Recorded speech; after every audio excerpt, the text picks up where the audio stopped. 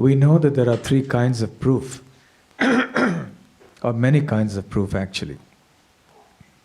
Many times people ask, what is the proof that God exists? Or what is the proof that the soul exists? Or what is the proof that what Bhagavad Gita or the Vedas say is correct? So before we come to that, because proof is necessary to have faith, the first question arises, what is our qualification? And what kind of proof are we seeking to get faith in the scripture? Is something that our senses will understand and be able to accommodate the criterion for proof? That proof must be something that fits into my common sense, sensory understanding of the world, and then I will accept it as faith. That is why people want to see God before they can believe in Him. Show me God. So people's conception of proof is that it must be visible to the senses, that I must see it. So seeing is believing. That's the dictum that many people follow. But by that criterion, we can't see so many things. The eyes are deceptive. We see the sun as a small globe, whereas actually it's a huge entity. We see so many different kinds of optical illusions. They deceive us. So our seeing is limited. If all the lights in this room were to be switched off, we would not perhaps be even able to see our hands in front of our eyes. So what is the capacity of our eyes to see? The capacity is indeed very limited. Not only do the eyes deceive us, but the eyes also have a very limited range. We cannot understand things with our eyes. Even today, we believe many things which are beyond the scope of our eyes to understand. But nevertheless, it's the extended eye, it's the extended senses, like our instruments, and then some mathematical calculations and this and that, and then we think, yes, we have understood this, and we have faith. Many times when I'm discussing with students, I ask them, when they're particularly challenging about this point, I ask them, have you seen an electron? Or have you seen a proton? Or have you seen these things which you swear by, which you think exist? Mostly the answer is no, I haven't seen it. But do you believe in it? Why do you believe in it? Because the whole system is inculcating this or hammering this into our mind in such a way that we tend to think that this and only this is the absolute reality. These are ultimately all inferences. We don't say that a proton or electron doesn't exist, but what we say is that these are different ways or understandings of reality that come about by the way we think and analyze this world based on our senses. So our senses are actually very, very defective instruments to give us a complete and perfect understanding of the truth. It is very hard to come to a perfect understanding simply through our senses. We can't even understand this world ourselves without a reference to some other source of knowledge. So this is called pratyaksha praman, the proof, direct perception, proof through our senses, to see something, to hear something, to smell something, touch something. Then we believe in it. But we understand that this is an inadequate prerequisite or condition. Then people may say, well, there's inference. We infer something. That's called anumana pramana. But even that is limited.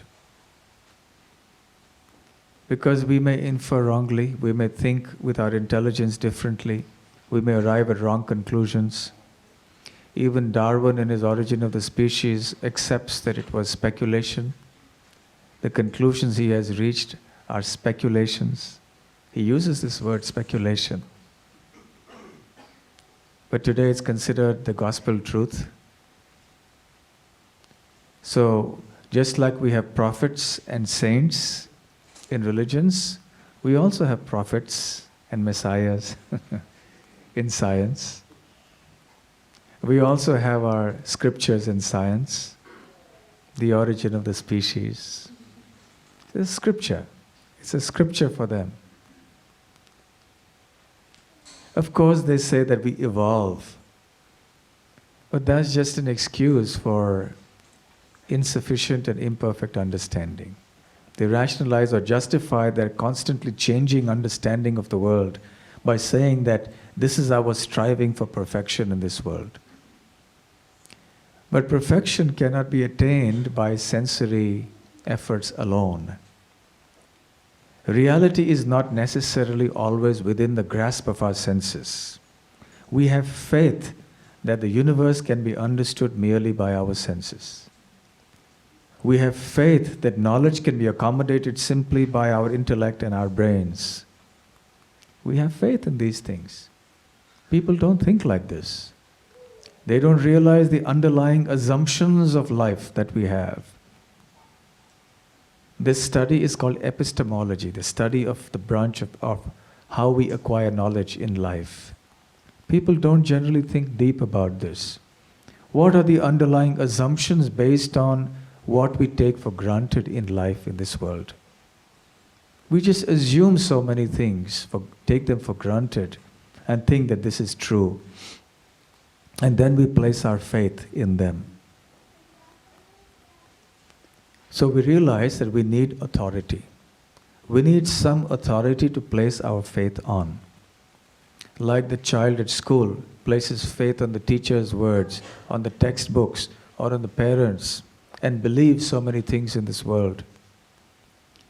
We also have faith in the authority of the government, that they've checked this particular airline company and they're okay to operate aircraft to fly. They've got their systems in order.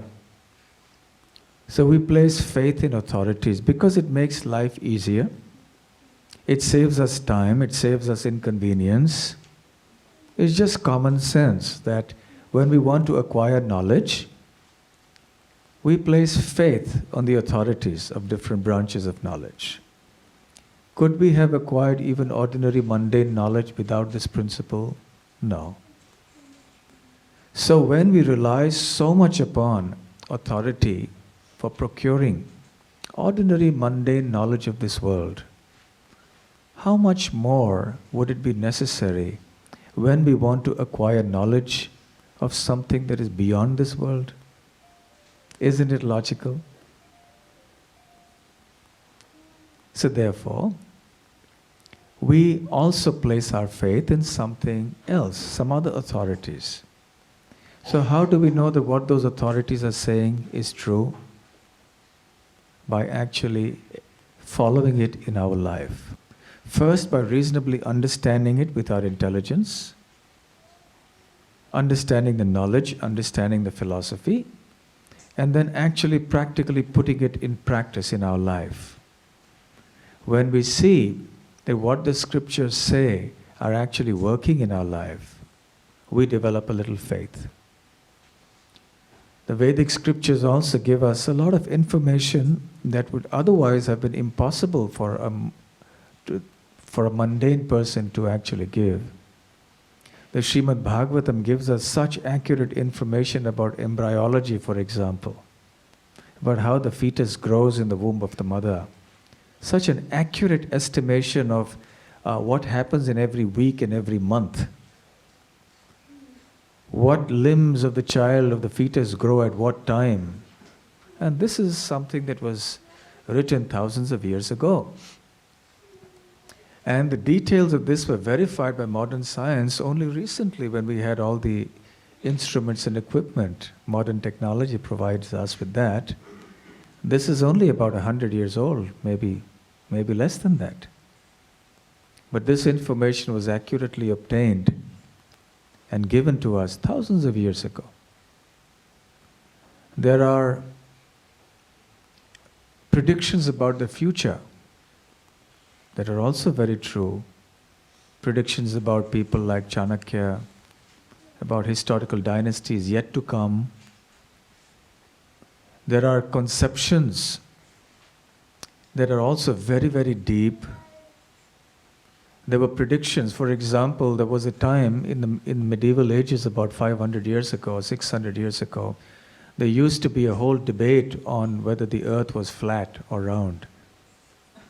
And there were people who would think that the earth was flat, and therefore many sailors would be afraid to sail lest they go over the edge and fall. And then 500 or 600 years ago, people like Kepler, Copernicus in the Western world, they told the Western world, look, no, the earth is actually round. But of course the Vedic scriptures have been declaring this from time immemorial.